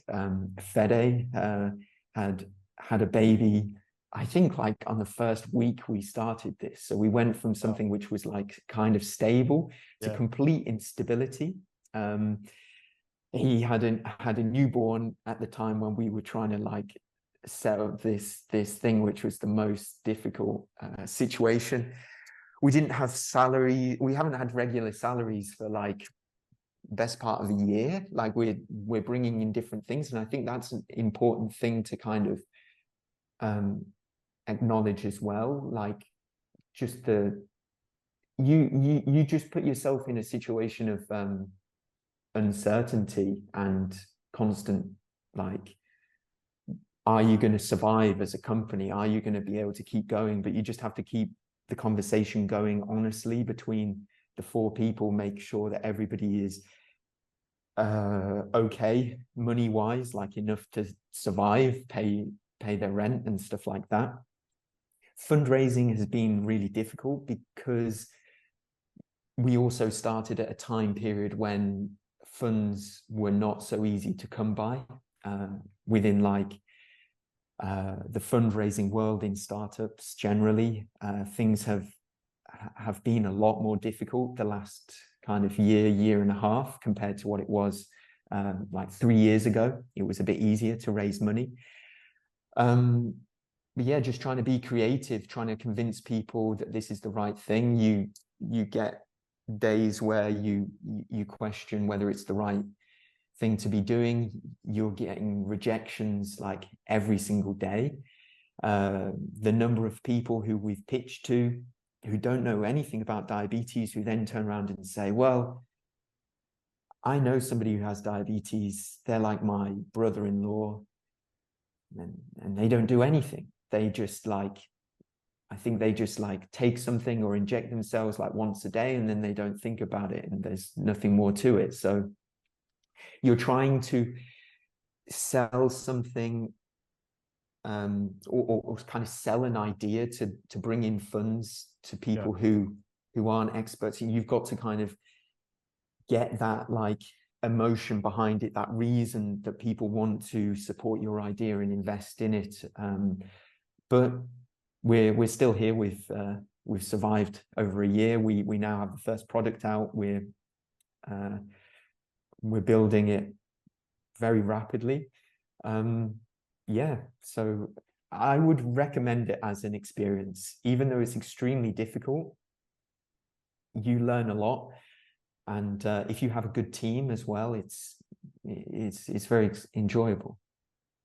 I imagine it's translating the amount of knowledge that someone like you has in their head. Trying to translate that into an app is one thing, but then trying to help your audience understand what you're trying to achieve through the app is another thing as well. And I guess relaying that message through your marketing.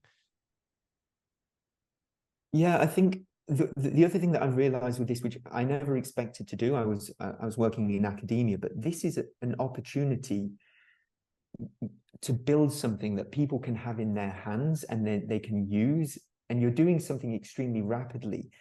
You compare this to academia where the process of academia is really slow. You've got to like kind of come up with your ideas to do something, and then you conduct the project, and then you publish the paper. Best case scenario is the paper turns out very well, and it gets incorporated into some kind of guidance, and then one day further down the line, like a patient might use that in their life because it's part of the building block that's built up like the guidelines behind something. But what we're doing with this startup is trying to build it's a digital product, but it's like a physical thing that we are imagining that we can put into people's hands that will have like a daily impact that we hope is actually going to kind of solve a problem. We're able to adapt the plan extremely like rapidly. We're very agile because we're just kind of like, the number of times we've changed the plan of what we're focusing on, what the exact goal is.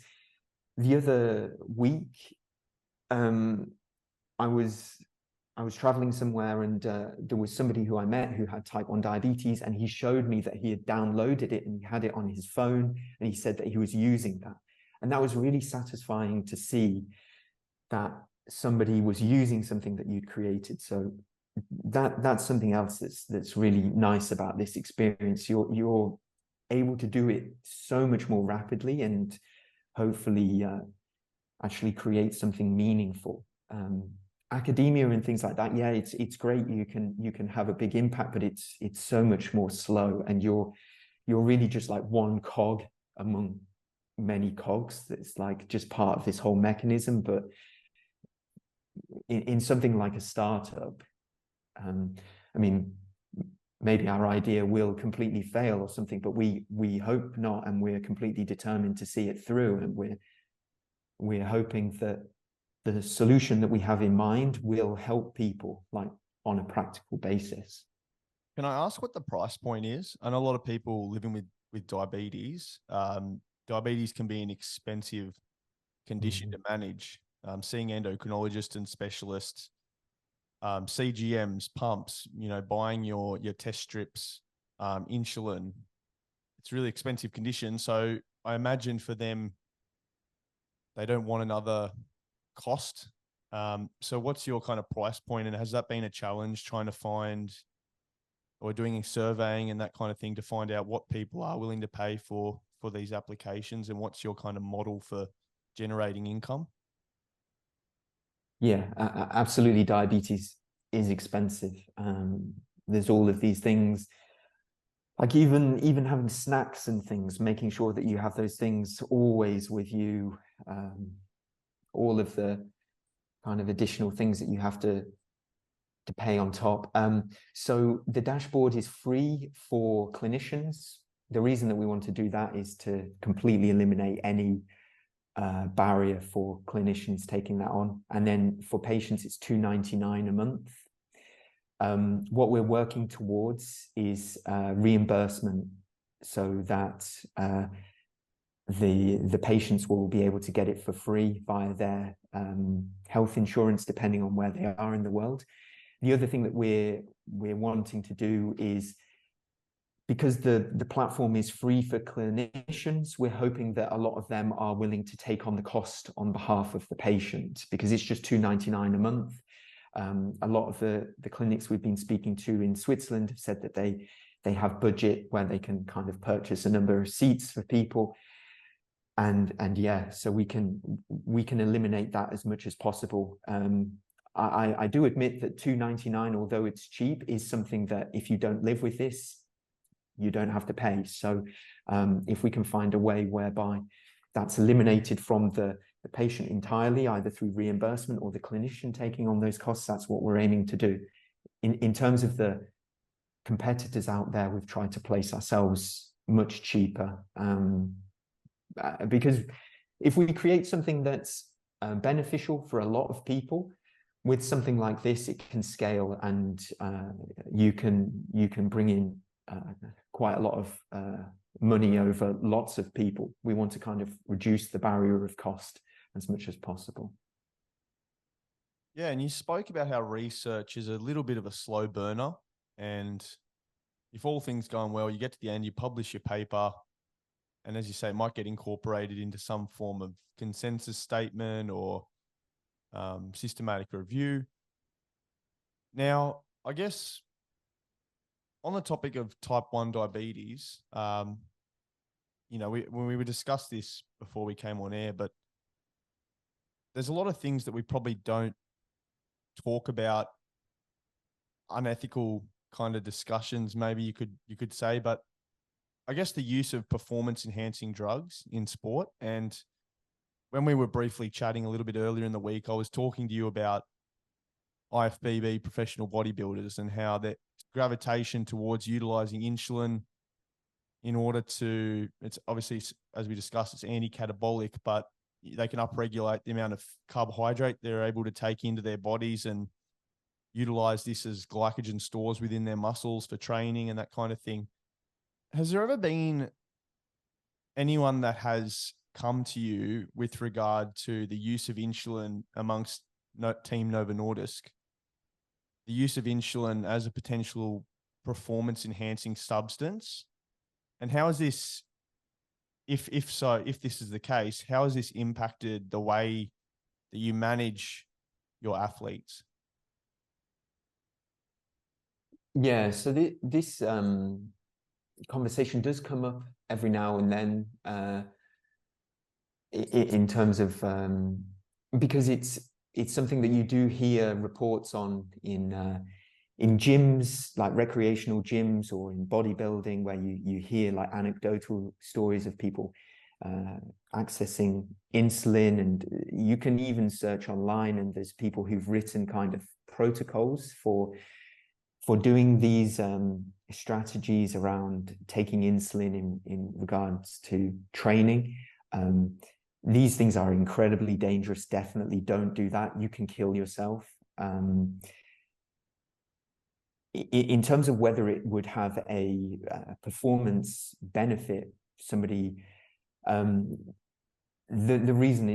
answer is absolutely no. And there are a few reasons behind this. And we've kind of thought around, yeah, like theoretically, does somebody with type 1 diabetes ever stand to a chance of having a benefit? There's a few ways in which, as you mentioned before, like muscle mass, glycogen store recovery after exercise, or the other one as well is people have proposed around, like, if you could like kind of get your glucose to be slightly higher, would that benefit your performance? Because then you would have like kind of easy access of glucose into the muscles for performance. And so first off, I believe that absolutely no, there is no benefit. Type 1 diabetes, as we've discussed, is incredibly difficult to manage. So you've got all of those factors around it, which makes it so much more challenging compared to if you don't.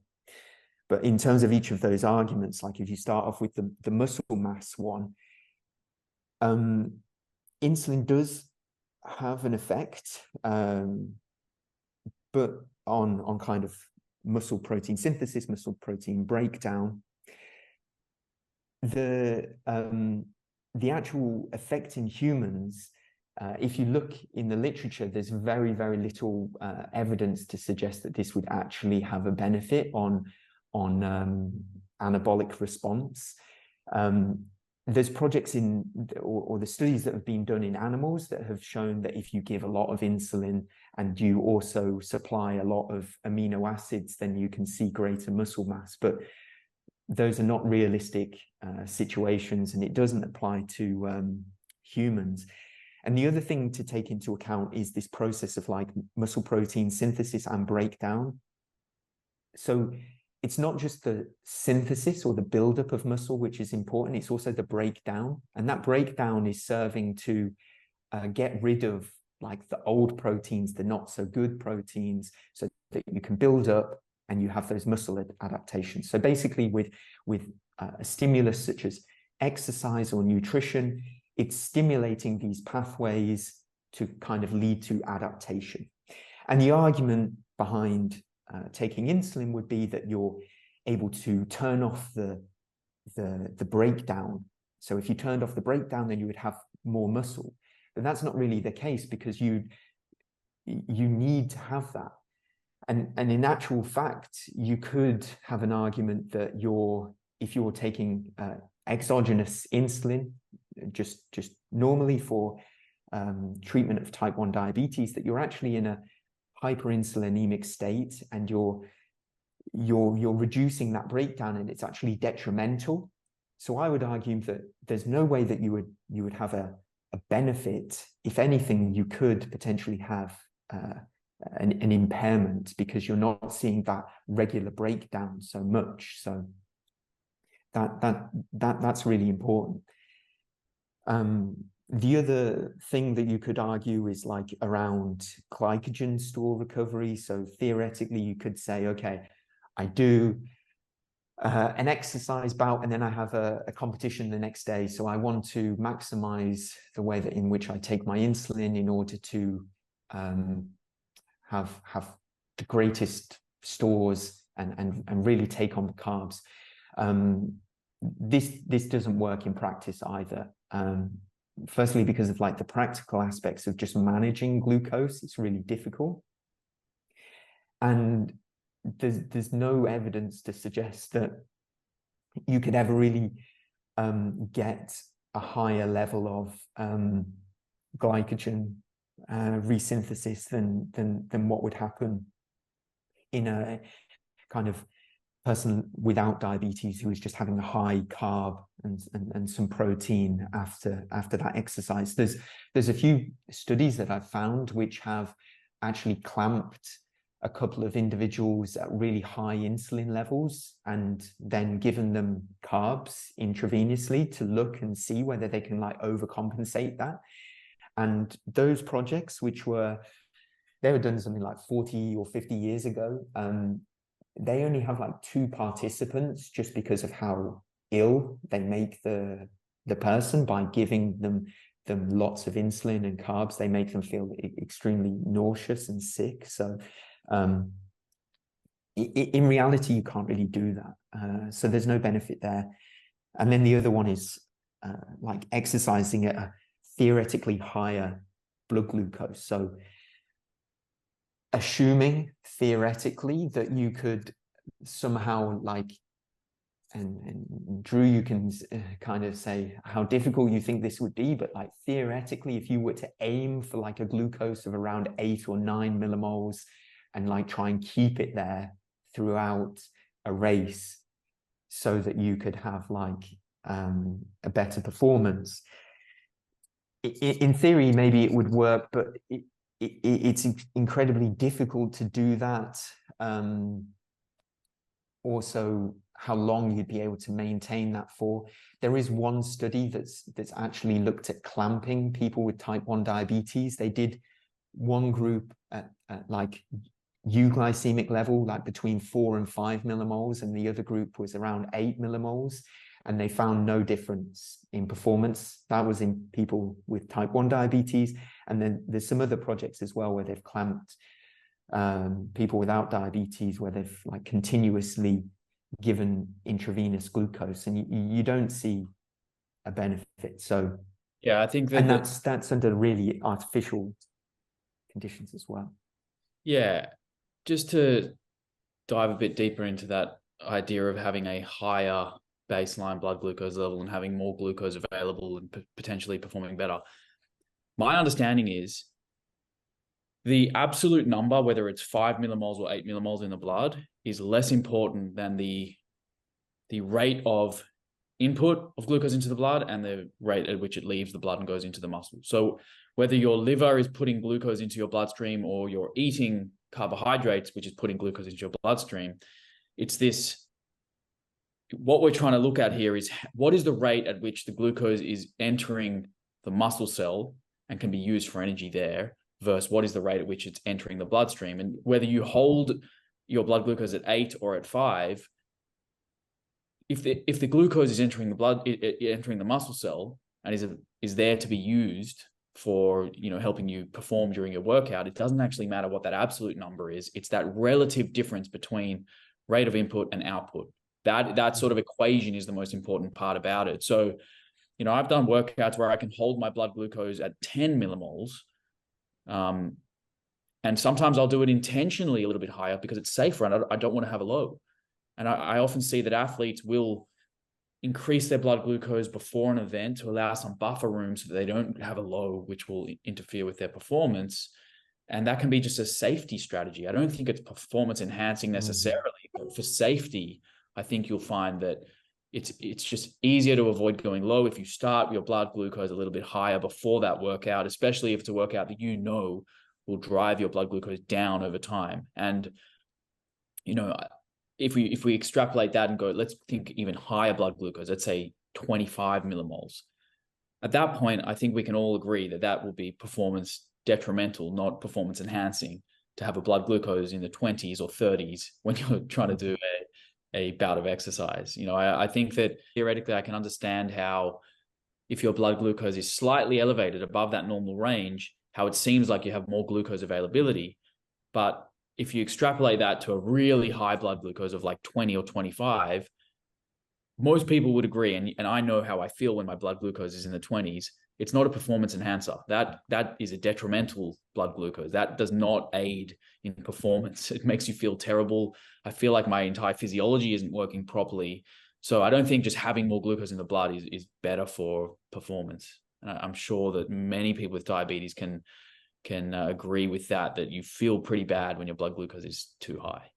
Sam, the literature seems to point towards resistance training as a protective mechanism for, the risk of hypoglycemia during bouts of exercise or exercise session. Would you say that in some of your sessions you've had with your cyclist, you've got them doing some form of resistance or strength training based exercise to either, potentially elevate their glucose levels a little bit, or to offset that, or just kind of provide a bit more of a protective effect on their glucose levels during their aerobic component of their sessions or their cycling component? Is that something you've ever done before? Yeah, I think that this is again something that is kind of the difference between academia and something very theoretical and something that's practical. So like there are projects and studies that have shown that if you do things like add sprints or high intensity exercise to a workout, then you can kind of raise your glucose and you reduce the risk of hypos. When you speak to somebody in like practically, it's down to whether they're willing to do that. A lot of people will choose to either adjust their insulin or take on carbs in that. But yeah, there's different situations. Like if you go to the gym, if you're going to do a gym workout, you can use that information to plan your workout accordingly. So like if your glucose is a bit on the lower side to start off with, you might start with resistance training, do something like heavy, and then do like a moderate intensity aerobic for the second half. You might look to kind of match your intensity according to where you are with your glucose, or like if you're high when you start, rather than going into like some really high impact exercises, you might start off with something more moderate to kind of ease your glucose down rather than taking on insulin. These things again will come down to personal choice and preference, and not being too overly reliant on the textbooks. I think not like needing to always like follow the rules. I think that it's personal choice and experience. Kind of like what I was saying before to Drew about the pump and how there's the pros and cons. I guess in the research, and endos would suggest, use the pump because that feedback loop is going to really assist you with your glucose management. But in practicality, when you're doing contact sports and that kind of thing, that in practice, it might not be such a good idea in some respects. For some people, might not find it as useful. I think that's just going to be the main theme of this. It's like, it's just personal, just very individualized, isn't it? Yeah. Yeah. I mean, it has to be an individualized approach, but also if you don't know as an individual what your response is to different types of exercise and to times of day, again, you're in the dark, which is why I'm super keen to check out the Enhanced D software. And now, one of the things I'm finding with the podcast is when I do these posts, these Q&A posts, people are a lot more inclined to message privately their questions, whether it's they prefer being de-identified, but particularly on this topic, which I can understand. Now, there was a few questions that come up. One you received, Sam, via your Instagram messenger, I think. And it was about how do you feel about the mind and body, the role of stress and how this impacts fueling pre-race and insulin adjustments. Once the race starts, levels kind of hit the floor and you're quite low. How do you manage that on race day? Yeah, we kind of briefly touched on it before, like as an example. Yeah, in this question, they were asking about like what effect does the mind have on the body, and I kind of said like I'm not a psychologist, but it's very clear to see that if you're nervous before racing, or in other aspects of life, then your blood glucose can rise extremely high, and as I said, we see examples where before big races, some athletes would have glucose well above 20 millimole. And then how you deal with that is a big decision that you have to make. I guess in terms of managing that, it's down to like experience, trying to manage the stress. Maybe you've got to focus more on on controlling your emotions or managing your emotions, because the risk of underfueling before the race because you can't fuel more, otherwise your glucose goes even higher, combined with, on the other hand, if you take insulin before the race because you want to lower that stress-induced glucose spike, you then risk a hypo as soon as you start the race. So maybe we've got to work much more on helping people to develop those kind of strategies for coping with stress. Do you have anything you wanted to add there, Drew? Yeah, no, I think that's really good advice. I also think that perhaps we put too much emphasis on the like perfect insulin strategy, and if I don't eat my carbs at this time, then I'm not going to be a good athlete or perform right. But really coming back to that mental piece, some of my best performances have been under circumstances where my blood glucose was not perfect and my insulin strategy or timing wasn't perfect. And I had this idea of how I wanted my event to go, or even just a gym workout. And through some mental resilience was able to sort of combat that and have one of the better workouts or better performances. And an example was I was competing on Ninja Warrior, and my blood glucose was obviously extremely high because I was so nervous, and it was 1 o'clock in the morning when I was performing my event, and I still performed really well and I was really happy with it. So I think that we shouldn't put too much on these numbers and these sort of data-driven approaches, and also go by feel and go by how mentally strong are you and what are you capable of, because oftentimes you can get around these things just with a strong mind.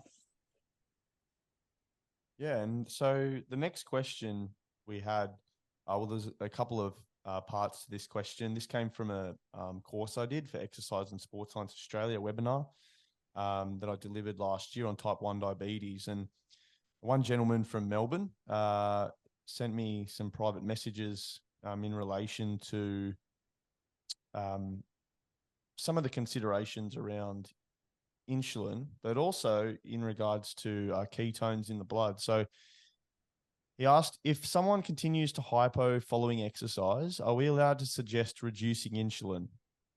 How much freedom does the medical team give the person to alter their insulin? So when he says we, he means us as exercise physiologists. So how much freedom does the medical team give the person, or us as the exercise physiologist, control to alter their insulin? Kind of like what you were talking about before, Drew, with the Novo Nordisk team. Should we write to the GP or diabetes educator rather than suggesting ourselves? So I think we kind of addressed this one as well before, but do you want to provide your 2 cents on that again, Sam, Drew? Well, I think Drew is more qualified to answer this because you're a diabetes educator, but yeah, they need to be speaking to somebody who's qualified to give the advice on that. I don't think just an exercise physiologist is qualified to do that. It's like a diabetes educator or an endocrinologist or a diabetes nurse. But it's the individual living with diabetes at the end of the day who's making the decisions about what to do, and they can decide what they have to take in terms of the advice. Exactly. Yeah, I think just for the record, I'm not currently credentialed. I've graduated as I've got my degree in diabetes education, but I'm not practicing for a few other reasons that we can talk about. But what I'd say to people is, number one, if hypos is the reason you're going to adjust your insulin, it's a pretty good idea to do that in terms of like, if you find that you're going low, you have too much insulin on board. As an exercise physiologist, I'm comfortable to recommend for somebody living with type 1 diabetes to probably reduce their insulin if they feel like they're constantly going low from exercise related reasons for having hypos. I'm pretty comfortable to say, it seems like you have too much insulin on board. You can either eat more carbohydrates to keep your blood glucose higher, or you can reduce your insulin dosages.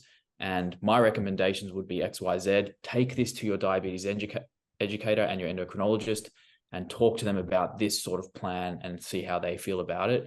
I think you've got to keep the whole team in the loop. I don't think it's a good idea to go behind anyone's back and say, don't listen to this person, here's my strategy, or vice versa. I think if everyone's just honest and open, you're going to have way better outcomes.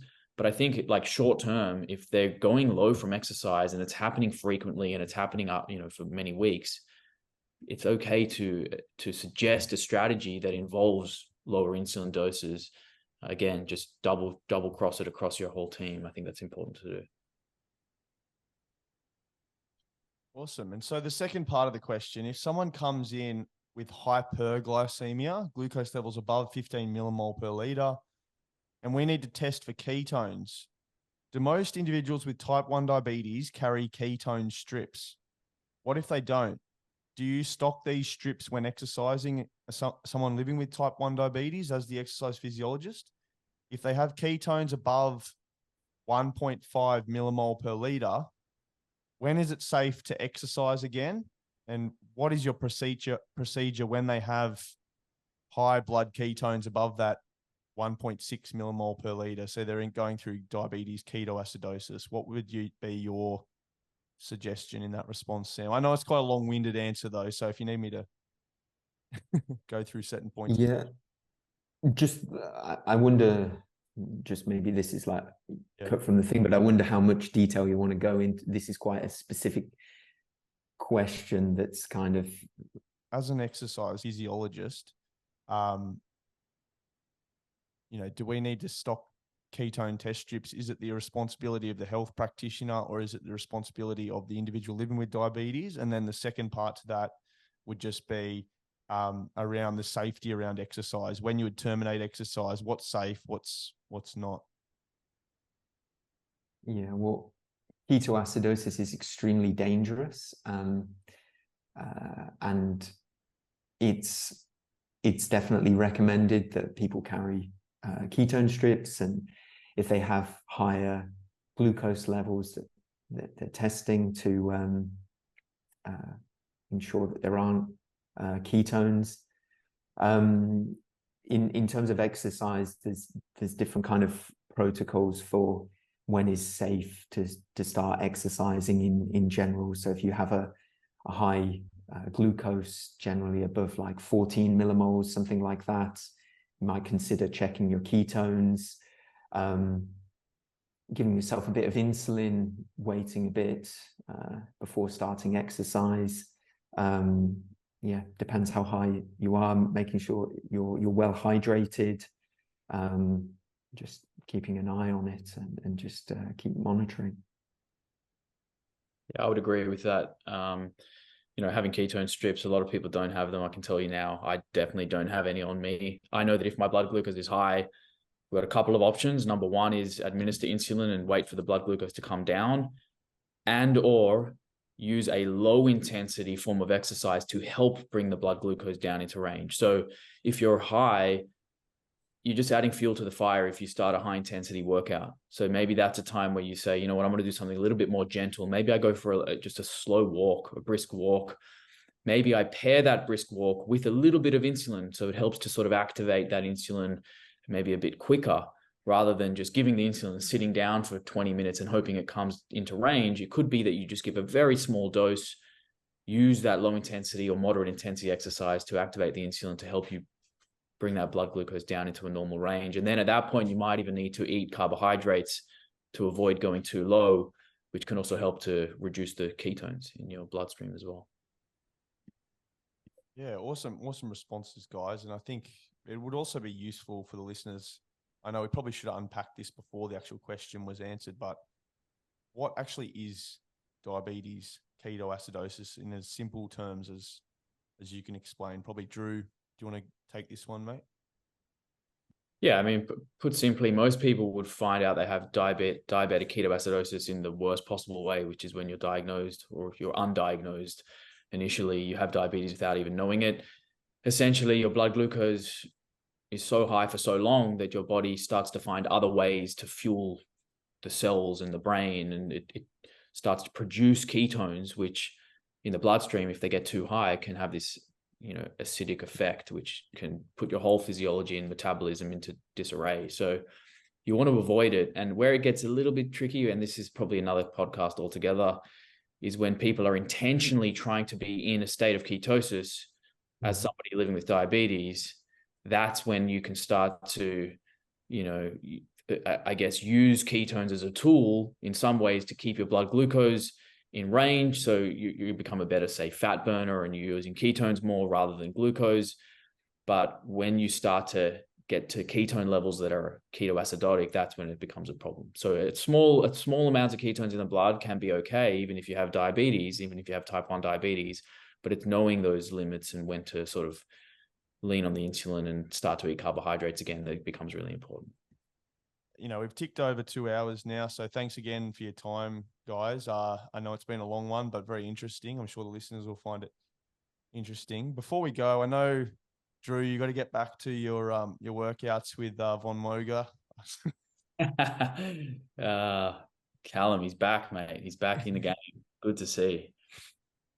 Lost a lot of weight, hey, bro. He's leaned up a ton. He's a shell of his previous self. He looks very, very small, but he looks healthy, and I'm happy to see it. Yeah. He's probably not taking as much of the performance-enhancing substances, shall we say. But he looks healthy, and mentally he seems really healthy as well, which is good. So last thing to close out, as I said, Sam, what's your song you'll be adding to the Normless podcast playlist, mate? Yeah, well, I had a thought about this, and I have kind of a so I'm a big heavy metal fan, and I was thinking, speaking to two guys from Australia, I needed to pick a Parkway Drive song, so I've gone for Dedicated by Parkway Drive. I hope that's not too like kind of extreme for what people are listening to normally in that, but yeah. You know what, this playlist is going to be too much for people to handle. There's like heavy metal in there. There's Elvis. There's, okay. And you can't add yourself, Drew. I was going to say, listen, I'm going to balance that out with a really mellow song by a guy called Drew Harrisberg called My Two Hands. I wrote it when I was diagnosed with diabetes. It would be the perfect way to balance the Parkway Drive heavy metal. Okay, look, can I add two songs? Because one of them's going to be we'll add two. Yeah. One's going to be Drew Harrisberg, My Two Hands, the story of my diagnosis. I'm going to look at Spotify quickly. I'm going to add another one here. You know what? Let's go. I'm going to add a long song. It's nearly 10 minutes.